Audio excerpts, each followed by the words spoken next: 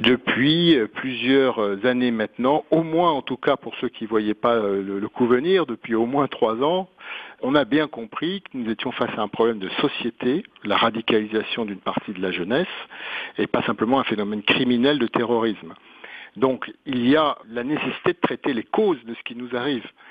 Ça fait 30 ans que le mouvement djihadiste est né et il n'a cessé de prendre de l'ampleur. Donc il y a bien une raison.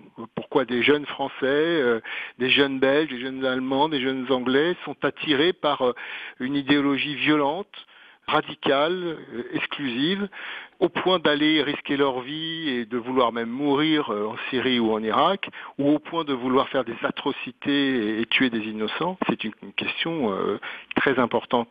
Il va bien falloir qu'on ait un plan à long terme pour éviter la radicalisation, qu'on se donne les moyens en maison d'arrêt, par exemple, de régler une bonne fois pour toutes ce problème, qui consiste à voir des jeunes entrer en maison d'arrêt et les voir ressortir infiniment pire qu'ils n'y sont entrés.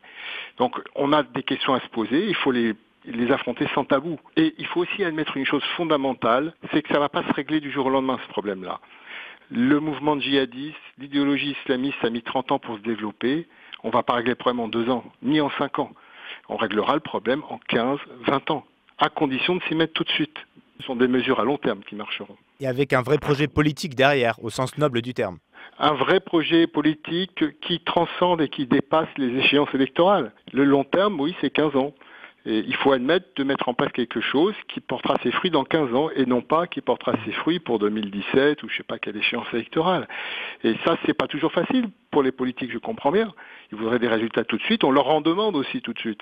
Mais le plus sage, c'est de se dire que le problème est tellement ample du phénomène de radicalisation qu'il faut aller en profondeur, mettre en place des structures, des équipes, former des psychologues, des psychiatres, des éducateurs, mettre tout ça en branle en se disant que oui, il y aura des résultats qu'au bout de quelques années.